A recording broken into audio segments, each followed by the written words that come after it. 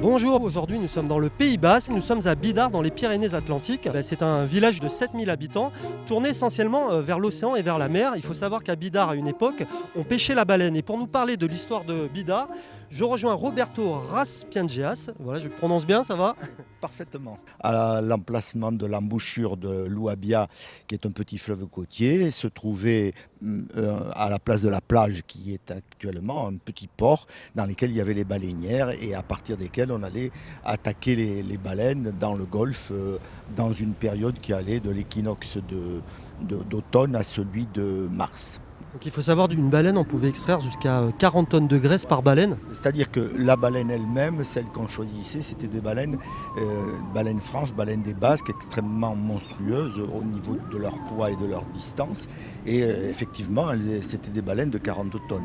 On fondait cette graisse et cette graisse, on l'utilisait en huile pour l'éclairage. Vers le XVIIe siècle, il y avait jusqu'à 500 marins dans le port. Alors qu'est-ce qui fait qu'aujourd'hui le port a disparu en fait? C'est lié à quoi? Parce que les baleines ne viennent plus.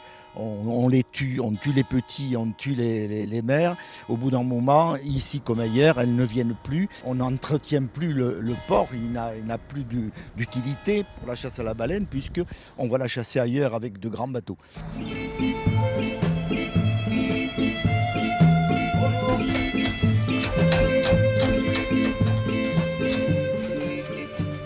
Nous sommes dans un magasin, nous sommes à Ona Pilota. Pachi, il entretient, il rénove, il fabrique les chisteras et les pelotes. Alors qu'est-ce que vous êtes en train de faire là? Souvent, les chisteras se brisent en fait avec la force de la pelote.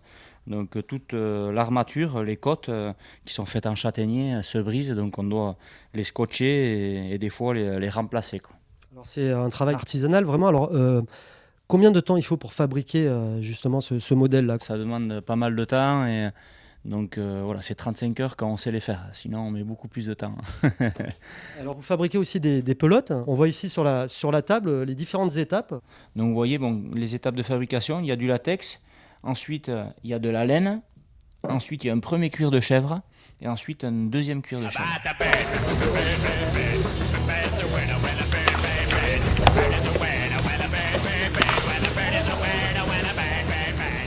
C'est hyper physique, hein, c'est un match, on doit être très fort,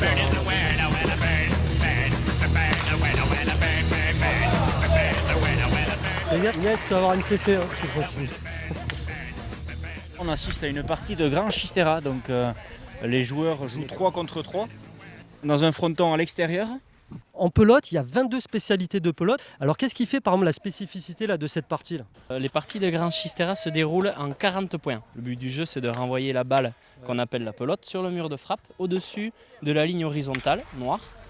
Et ensuite, il faut que cette pelote, elle retombe dans l'aire de jeu. Donc les limites en fait, de l'aire de jeu sont les lignes au sol que vous voyez de part et d'autre. Voilà. C'est assez impressionnant parce qu'il faut dire que la balle va très vite, plus de 300 km/h. Oui, le record a été atteint l'année dernière, 308 km/h.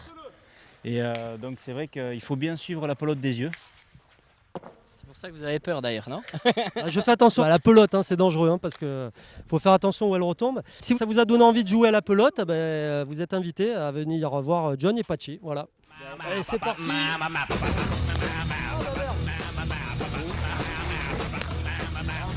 Ah, tu vois, elle se moque de moi après. Et voilà, notre journée à Bidart se termine. On a passé un excellent moment avec nos invités sous le soleil. Moi, puisque je suis à Bidart, je vais en profiter. Je vais partir un peu faire du surf. Si ça vous dérange pas, voilà, je vous laisse le micro pour finir. Hein. Allez, au revoir. Au revoir tout le monde.